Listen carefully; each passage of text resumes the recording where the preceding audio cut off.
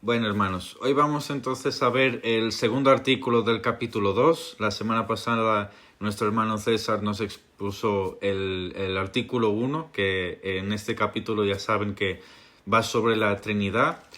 Y entonces en el día de hoy vamos a ver el segundo artículo, que tiene por título Dios, el ser autosuficiente. Vamos a leer primero el artículo entero y después vamos a ir partes por partes. Y como ya saben, cualquier pregunta, comentario que quieran hacer, activen ahí sus micros y pueden hablar sin problema, hermanos. Dice así entonces: Dios tiene en sí mismo y por sí mismo toda vida, gloria, bondad y bienaventuranza. Él es el único todo suficiente en y por sí mismo, no teniendo necesidad de ninguna de sus criaturas hechas por él, ni derivando gloria alguna de ellas, sino que manifiesta su propia gloria en ellas, por ellas, hacia ellas y sobre ellas. Él es la única fuente de toda existencia, de quien, por quien y para quien son todas las cosas, teniendo el más soberano dominio sobre ellas, para hacer por medio de ellas, para ellas y sobre ellas, todo lo que a él le plazca. Todas las cosas están abiertas y manifiestas ante su vista, su conocimiento es infinito, infalible, independiente de toda criatura, de tal manera que para él nada es contingente o incierto. Él es santísimo en todos sus consejos, en todas sus obras y en todos sus mandamientos. A él son debidos toda adoración, servicio y obediencia, que a él le place requerir de los ángeles, de los seres humanos y de toda criatura. Hasta aquí el artículo de hoy, hermanos. Es bastante denso, bastante largo, pero vamos a ir partes por partes y vamos a ir explicando. Bien, lo primero que vamos a ver es, el primer punto de hoy es: Dios tiene en sí mismo toda vida, gloria, bondad y bienaventuranza. Y para esto me gustaría que leyéramos Éxodo capítulo 3, versículo 14. No sé si alguno puede buscar ahí. Éxodo 3, capítulo 3, versículo 14. Quien lo tenga puede ahí activar su micro y puede leer.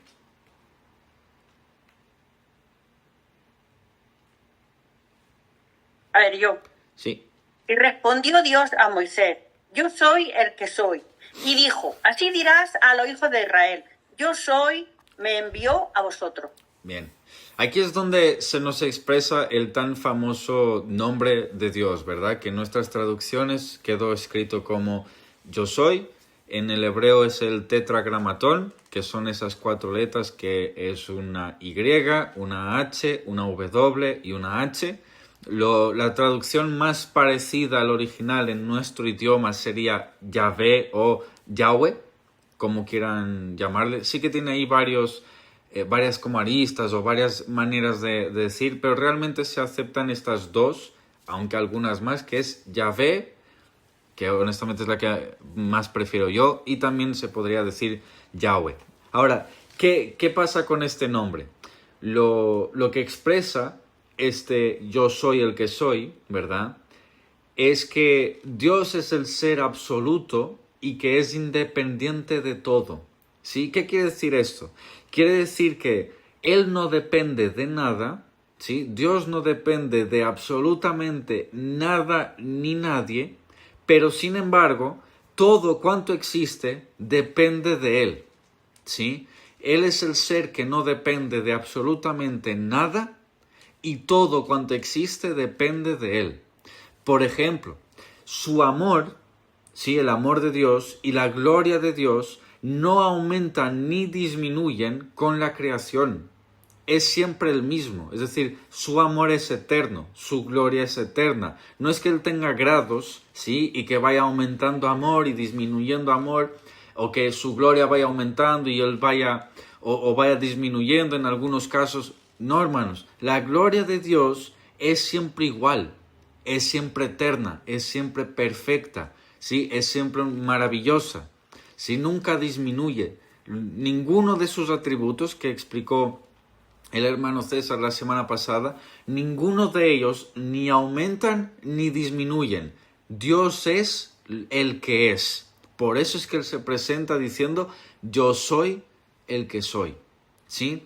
Ahora, esto no quiere decir que, como creen, hay una idea, una creencia que se llama el panteísmo, que lo que dicen es que Dios es todo el universo. Esto es incorrecto. Dios no es todo el universo. Dios no es parte del universo. Dios está fuera de todo esto. ¿Sí? Él trasciende, está por encima de todo el universo, porque el universo es también creación. Entonces, nosotros no decimos que Dios son los árboles, o que Dios es el sol, o que Dios está en los pajaritos. No, no, no, no. Y sería incorrecto incluso decir, no, es que Dios está en los planetas. Dios no está en ninguna de esas partes. Dios está por encima de todo eso. Está fuera de todo eso. ¿Sí? Tampoco afirmamos como una doctrina que se llama el deísmo, porque ellos afirmarían que Dios, o sea, que hay un Dios, pero como que Él no actúa. Y esto no es cierto. Nosotros decimos que aunque Dios está por encima de todo, Él se involucra con su creación, y esto lo vemos muchas veces en la Biblia. Y por último, en este punto, hermanos, también esto quiere decir, y es en contra del humanismo religioso, que ahora se ha puesto muy de moda en las iglesias, es decir, Dios te necesita. Dios necesita que tú vayas. Dios necesita que tú prediques. Dios necesita que tú hagas no sé qué. Hermano, Dios no necesita que tú hagas nada. ¿Sí? Dios no te necesita. Tú necesitas a Dios. Él es el ser autosuficiente que no tiene necesidad de nadie. Otra cosa es que Él te permita hacer parte de su plan. Otra cosa es que Él elige que la manera de salvar es que tú vayas a predicar. Pero Él no necesita de tu vida, de tu elocuencia, de tu inteligencia, para nada. ¿Sí? Él te permite ser parte, pero no te necesita para llevar a cabo nada. ¿Sí? Él está por encima de todo esto. A veces, hermanos, tenemos la visión de Dios un tanto humanizada y un tanto como haciendo de Dios pequeño, ¿no? Como si Dios estuviera ahí y pobrecito, tengo que ayudarlo porque Él no llega a todo. Hermano, solamente te diría lo que Él dijo a Job. ¿Dónde estabas tú cuando Él hizo la tierra? Cuando Él hizo los mares. ¿Te necesitó acaso? ¿De verdad tú crees que Él te necesita para llevar el evangelio a alguien? No, no te necesita, te permite ser partícipe de ello. Y eso es diferente. ¿Sí? Hasta aquí, ¿alguna pregunta, algún comentario que quieran hacer? ¿Todo bien, hermanos? ¿Podemos seguir entonces? Bien, el segundo punto es: Dios es todo suficiente y autónomo en su gloria. Me gustaría que alguien pudiera leer capítulo 17 de Hechos, versículos 24 y 25. Hechos 17, 24 y 25. Por favor.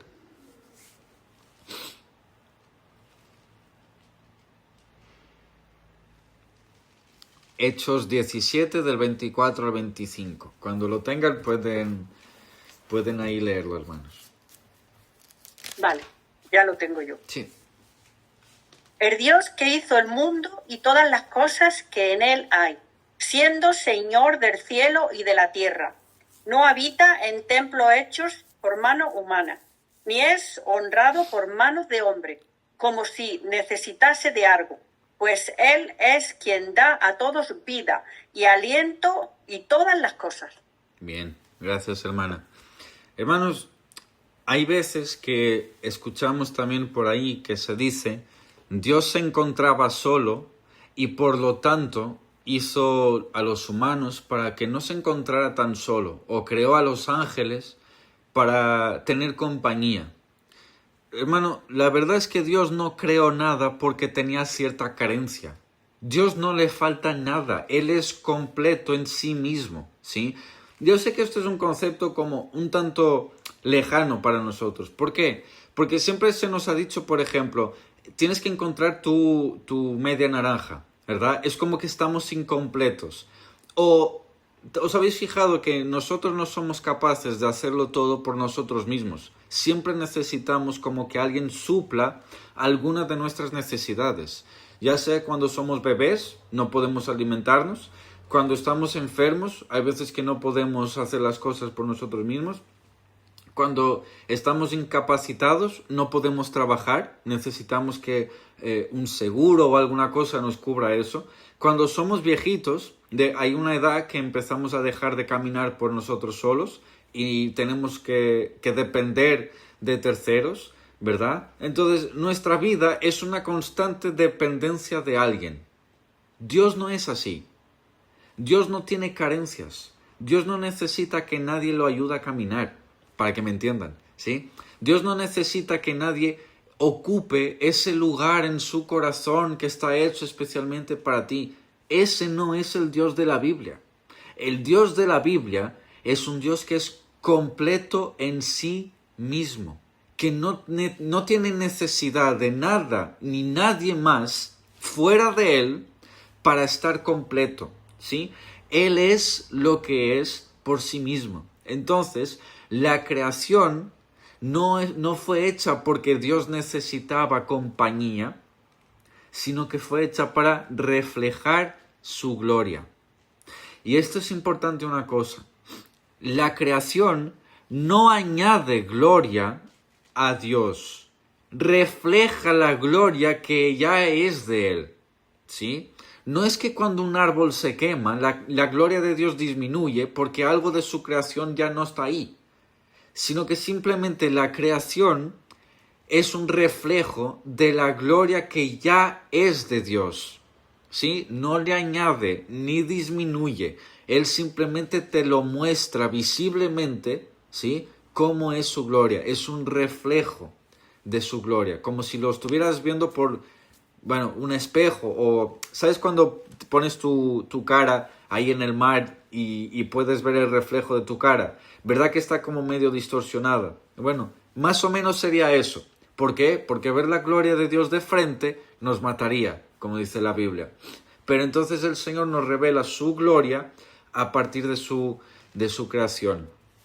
¿Sí? Así que cuando la iglesia olvida este punto de que Dios es todo suficiente, empezamos a hacer cosas como para ayudar a Dios. ¿Sí? Empezamos a evangelizar porque hay que ayudar a que Dios llegue a la gente. Empezamos a cualquier cosa, ¿verdad? Lo que se nos ocurra, como para ayudar a que Dios se haga famoso, ¿no? Escribimos libros, ¿por qué? Porque hay que ayudar a que la palabra de Dios se divulgue. No, en verdad no, hermano. O sea, nada de lo que hacemos es para volver a Dios famoso. Simplemente es para que se conozca lo que Él es, ¿sí? Él no es más por aquello que nosotros hagamos. Él es lo que es sin necesidad de ninguno de nosotros, ¿sí? Esto es muy importante que lo tengamos claro, hermanos. Entonces, sería básicamente esto. Nosotros no hacemos cultos, por ejemplo, no damos servicio a Dios para hacer de Dios famoso, sino para revelar su fama, ¿sí? Para revelar su gloria, no para darle más gloria. A ver, hermanos, somos trapos de inmundicia delante del Señor. Nada de lo que hagamos puede añadir gloria a la gloria de Dios. Lo único que podemos hacer de manera imperfecta debido a nuestro pecado es revelar su gloria. Y aún así nos quedamos cortos, ¿sí? Pero realmente no podemos añadirle a Él. Hasta aquí todo bien, hermanos. ¿Lo están entendiendo? ¿Alguna pregunta, algún comentario? ¿Podemos seguir? Bien, hermanos. Vamos entonces al punto 3, que es Dios es la fuente, el fin y el dueño de todo, ¿sí? Me gustaría que leyéramos Romanos 11:36. Quien lo tenga ahí primero puede leer Romanos 11:36.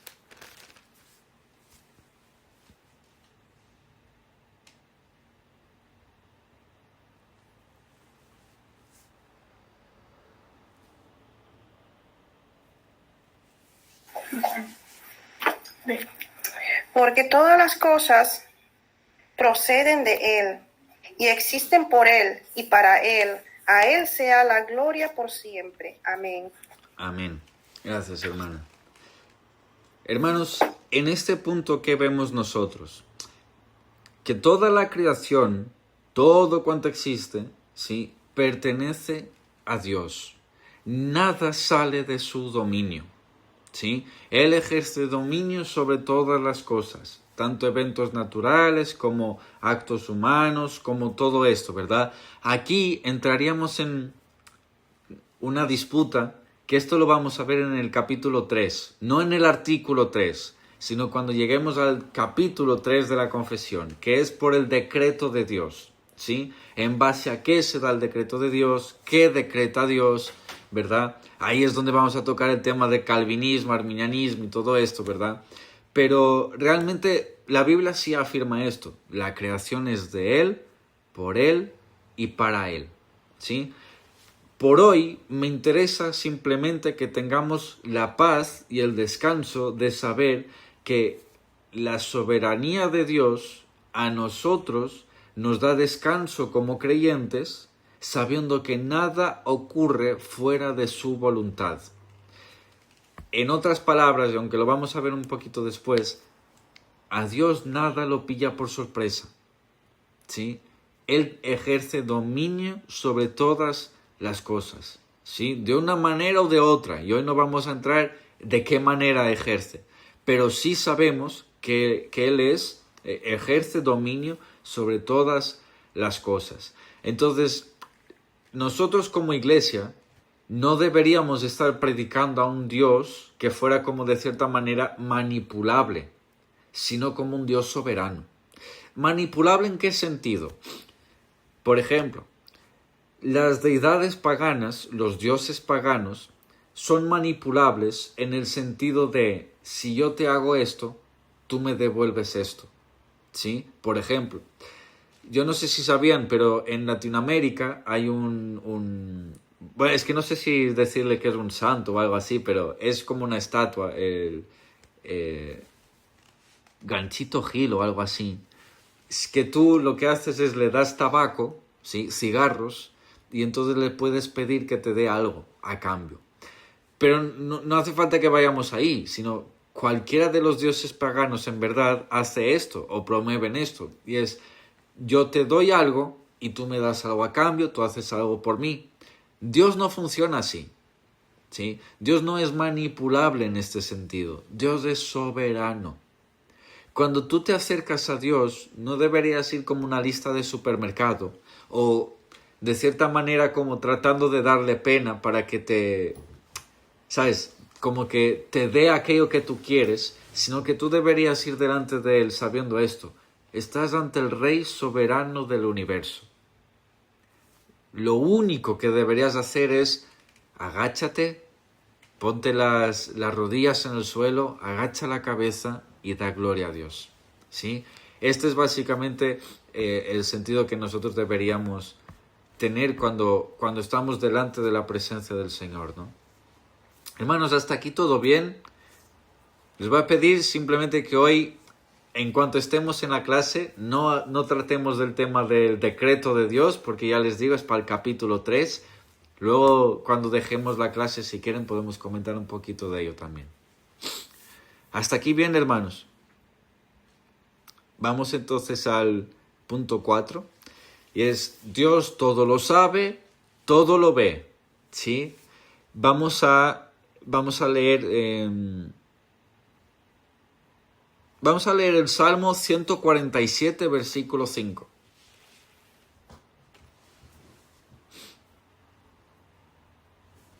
Salmo 147, versículo 5.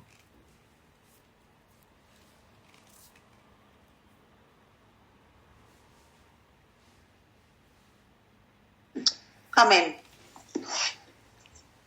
Grande es el Señor nuestro y de mucho poder, y su entendimiento es infinito. Amén. Hermanos, aunque aquí podríamos tocar nuevamente muchos temas de calvinismo y arminianismo, y quiero que sepan algo, la confesión de Westminster es calvinista. O sea, siempre va a tirar por el lado calvinista, esto es indudable, pero quiero reservar ese tema para el capítulo 3. Ahora, lo que yo sí quiero tocar en este punto es algo que Valentín acaba de leer, y es que Dios tiene un conocimiento infinito. Y curiosamente, hay algunos dentro de la Iglesia Evangélica Protestante que promueven un cierto tipo de que Dios aprende, ¿sí? Que Dios va aprendiendo conforme el tiempo y que por alguna extraña razón Dios no conoce todo, sino que conforme tú vayas actuando, Dios va conociendo más y más de ti. Les sorprendería saber que realmente hay filósofos cristianos actualmente que promueven algunas ideas de estas. Uno de ellos, no sé si saben quién es, William Lane Craig, que es un filósofo cristiano bastante conocido, pues en sus últimas declaraciones él dijo que Dios sí aprende. Hermano, bíblicamente Dios no aprende nada. Dios lo sabe todo, ¿sí? Dios no necesita ver en el futuro qué es lo que tú vas a hacer y apuntárselo en una libretita y decir, oh, mira qué bien, he aprendido lo que va a hacer, ¿verdad? Lo que Craig promueve es algo como, Dios te da como dos opciones, ¿verdad? Y entonces, imagínate, él dice algo así, tú estás bebiendo café. Cuando tú acabas de beber café, tienes la opción de llenar otra vez el vaso o dejarlo. Según lo que decidas, Dios aprendió lo que tú fuiste a hacer. Es una tontería, es un absurdo, ¿sí? No, yo no sé realmente cómo es que fueron capaces de pensar en algo así, pero la verdad, hermanos, perdónenme que hubo aquí un fallo con la cámara ahora.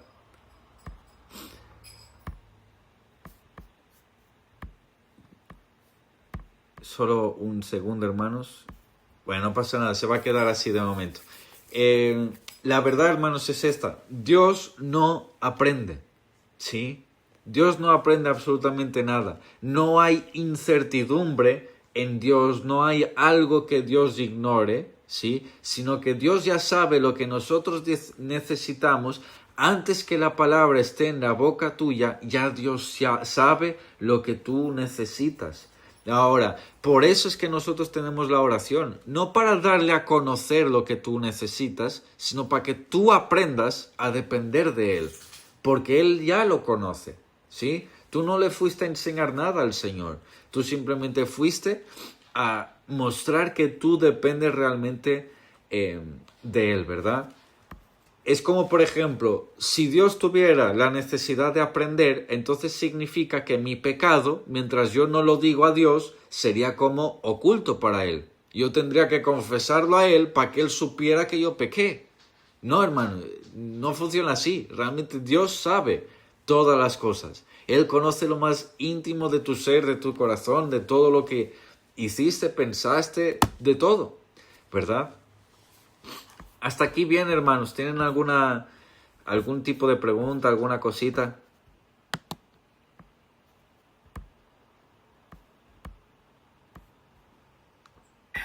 Pastor, ¿cómo se llama el filósofo que mencionó? Porque es bueno. Sí, es William Lane Craig. Blake. Lane Craig. Después les escribo si quieren. Miren, aquí les voy a poner. Gracias. Ahí estará en el chat de... Ahí estará en el chat. Miren, ahí Es está. primera vez que escucho, sí, había escuchado otras teorías de supuestos cristianos también, pero primera vez que escucho esta.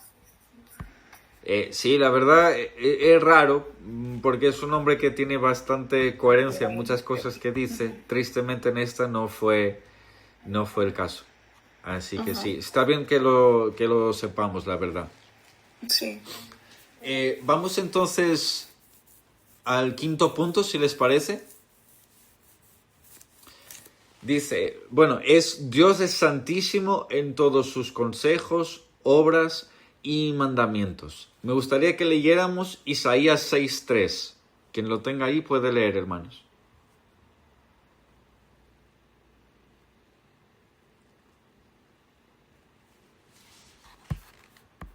Isaías 6:3.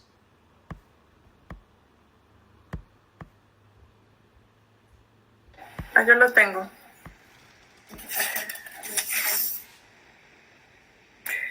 Y decían el uno al otro, Santo, Santo, Santo es el Señor Todopoderoso. Toda la tierra está llena de su gloria. Amén. Bien, hermanos. Este es el texto que más se conoce, ¿verdad?, en cuanto a la santidad de Dios. Y es que Dios es 3 veces santo. Pero a veces no dimensionamos todo lo que este versículo nos está diciendo. Entonces, en primer lugar, hermanos, que Dios sea santo implica que tenga una pureza moral absoluta. Es decir, no hay mancha en la moralidad de Dios. Por otro lugar, hay una separación total del mal. ¿Sí? Pero total. Si lo pudiéramos poner como en un dibujo, Dios estaría en una punta de la hoja, el mal estaría, no es que estuviera en la otra punta, es que estaría fuera de la hoja. ¿Sí? Dios tiene un rechazo total al pecado y bueno, al mal en sí, ¿verdad? Y por otro lado, esto implica una perfección en justicia y verdad. ¿Qué quiere decir esto entonces? Para todo lo que hemos visto en el día de hoy. Que todo cuanto Dios hace, necesariamente porque Él es santo, todo lo que Él hace debe ser igualmente santo, implicando que debe ser moralmente puro, absolutamente, debe ser totalmente separado del mal y debe ser perfecto en justicia y en verdad. ¿Sí?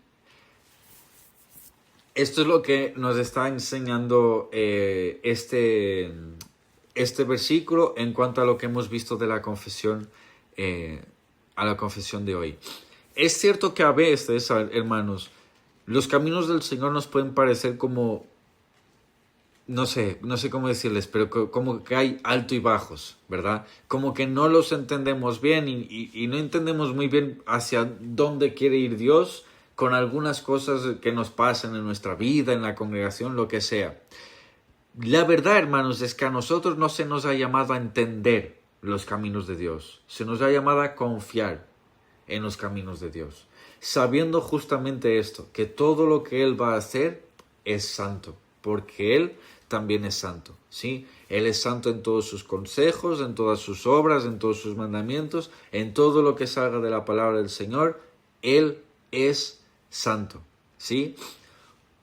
Una teología, ¿sí? una doctrina, una idea que rebaje el nivel de santidad de Dios, inevitablemente lo que te están diciendo es el pecado es permitido en cierto grado. Cuando tú quieres bajar el nivel de la santidad de Dios, en verdad lo que tú quieres hacer es darte esa permisión de tu pecado, ¿sí? Dios no tolera el pecado.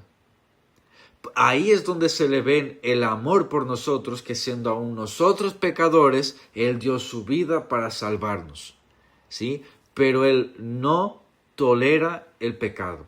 Y esto es algo que debemos repetir una y otra vez.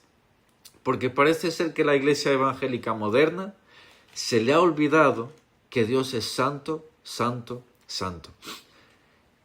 Yo ya me deparé con muchos cristianos que cuando tú les dices que Dios es santo y que no tolera el pecado, la respuesta inmediata es, sí, pero Dios es amor. Hermano, entiende algo. El amor de Dios no va en contradicción ni en disputa con su santidad, van de la mano.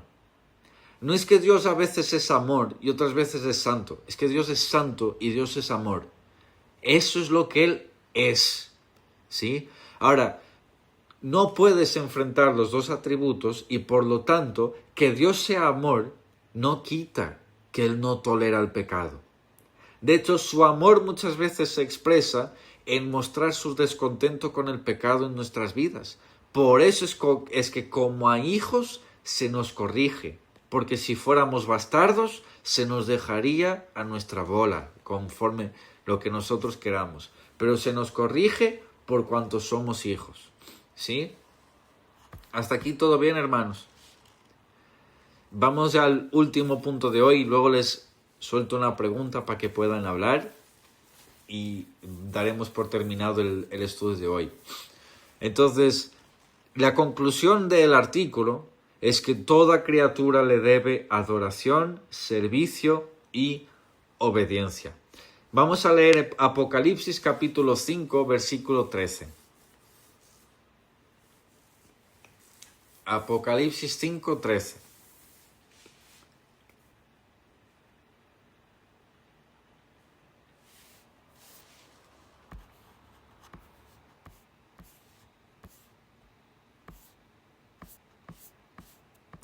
¿Alguien lo puede leer? Sí. Yo lo tengo. Y a todo lo creado que está en el cielo y sobre la tierra, y debajo de la tierra, y en el mar, y a todas las cosas que en ellos hay, oí decir, al que está sentado en el trono, y al Cordero, sea la alabanza, la honra, la gloria y el poder, por los siglos de los siglos. Amén. Gracias, Rosa. Ven, este versículo lo que nos está expresando es que toda la creación, absolutamente toda la creación, se doblará ante el Señor para rendirle gloria, ¿sí? No es porque Dios carezca, ¿sí? No es que Dios esté ahí llorando y diciendo, es que nadie me está dando la gloria, nada de eso. Es que darle la gloria a Él, ¿sí? La adoración al Señor es la respuesta adecuada frente a nuestro Creador. No hay mejor respuesta que estar delante de Dios de rodillas, dándole gloria. ¿Qué le vas a decir? Por eso es que dice Romanos, a ver, nosotros que somos vasos de barro, ¿qué vamos a decir al alfarero? ¿Qué le diremos? Gracias por haberme creado, a ti sea la gloria. ¿Qué le vas a reprochar? ¿Sí? Él no tenía necesidad de haberte hecho. Nadie lo obligó a hacerte. No tenía carencias para suplir. Tú no eres la luz de su vida. Tú no eres su deseo. ¿Sí? Él tendría que ser tu deseo. Tú deberías desear estar con el Señor. El Señor no se muere de amores por ti. Tú deberías estar profundamente enamorado de Dios. ¿Sí? No giremos las cosas. La conclusión de esto es esta. La gloria es del Señor. No porque Él tenga carencias, sino porque Él es merecedor de esa gloria. Sí, hermanos. Ahora, yo les quería preguntar algo. Antes hemos hablado de que Dios no necesita al hombre, ¿verdad? De que Dios no depende de los hombres para hacer lo que sea. Ahora, yo me gustaría que me contaran o reflexionáramos un poco sobre esto, de si alguna vez o ustedes o bien han escuchado a alguien decir que sí, que Dios nos necesita. ¿En qué contexto y qué piensan ustedes de esto? De que Dios nos necesita. Les dejo hablar, hermanos.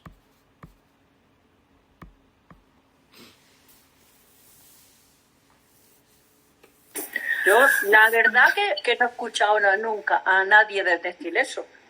Bueno, en mi parte de que Dios Sí. nos necesita. Sí Ah, que, pero sí que lo hemos ¿qué puede escuchado, haber Rosa. mucho? Lo hemos escuchado en nuestra iglesia. Bueno, pero en ese contexto no sé. Yo Permiso. Sí, escuché en una congregación, por lo menos cuando hacen el llamado a la gente para que sirvan, Dios te necesita. Dios necesita de ti para que sirvas aquí. Entonces, como que para que las personas se sientan comprometidas a servir. Y claro, yo soy una de las que piensa que Dios a nosotros no nos necesita y de hecho no somos tampoco indispensables para el Señor. Porque Siervos inútiles somos. somos inútiles todos y Dios es soberano, Él usa a quien quiera. Pero claro, yo respeto pues lo que cada quien, pero sí he escuchado eso de que Dios necesita de ti para servir, para estar aquí. Es lo que he escuchado. Para que se expanda su reino. Uh-huh.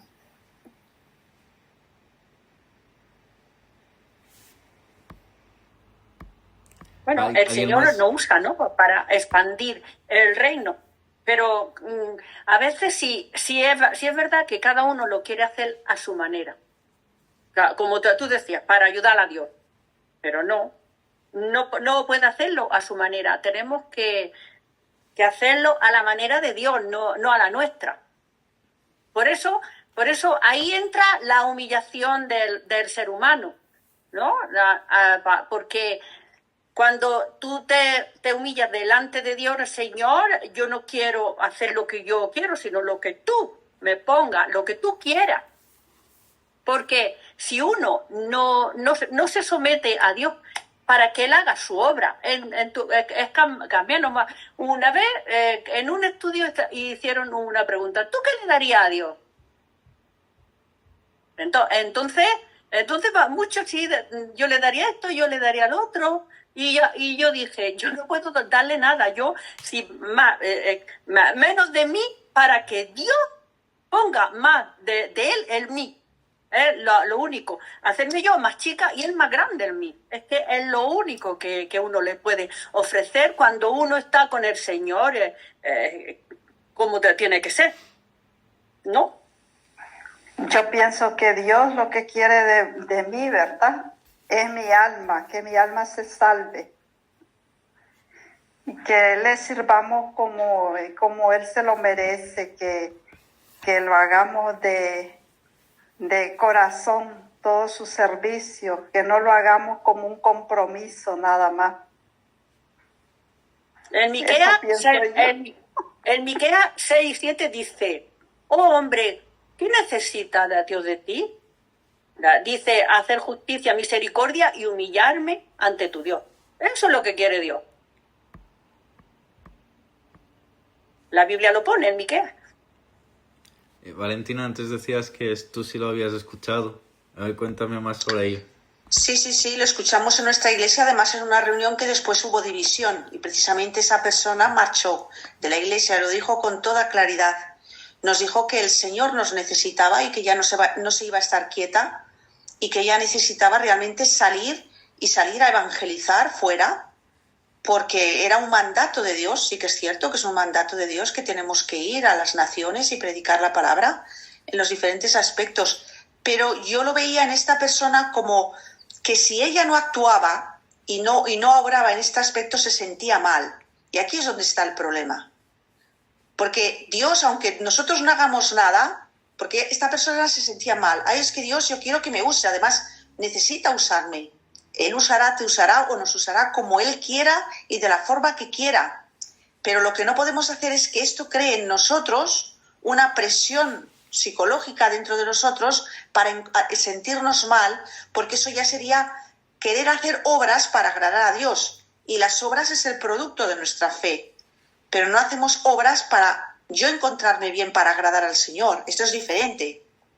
Entonces, Dios utilizará todos los recursos. Es cierto que dice que si es necesario, utilizará piedras o hablará a través de un burro o lo que sea para hacer su obra. Pero tenemos que tener cuidado porque esto se promociona mucho en muchas iglesias. Es un evangelismo religioso de obras y obras en las que te hacen sentirte mal si no actúas de esta manera. Yo lo veo así y esta persona realmente lo veía así y nos lo dijo claramente. O sea, el gran problema de todo este tema es cuando creemos que como que Dios está atado, ¿no? Si yo no pongo de mi parte, Dios tiene las manos atadas y pobrecito, yo tengo que ayudarlo. Y no, o sea, este no es el Dios de la Biblia. El Dios de la Biblia es un Dios que no tiene ataduras, justamente Él es quien las quita. ¿Sí? No se puede poner ataduras en las manos de Dios. Él quita las ataduras de las personas. Entonces, cuando nosotros rebajamos a Dios al simple hecho de, es que si yo no voy, pobrecito, su plan no se va a cumplir. No, hermano, su plan no se puede no cumplir. Si Él lo ha dicho, ¿quién va a parar su mano? ¿Sí?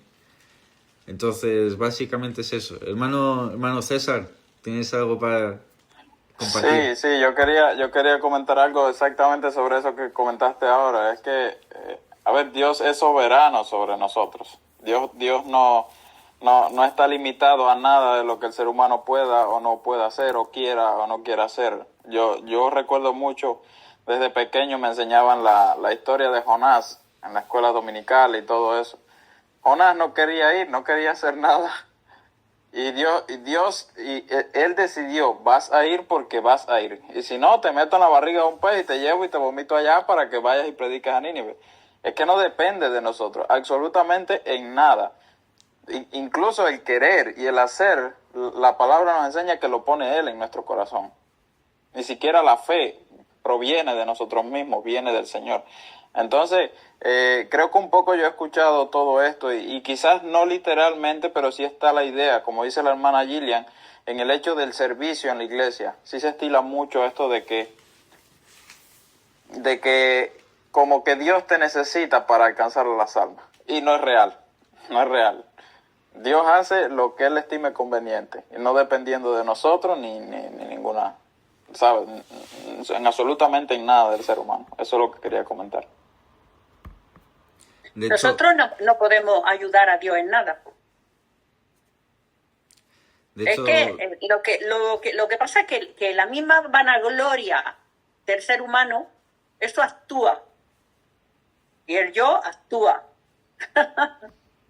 Es complicado, ¿no? Cuando hay tanto lío mental en la gente.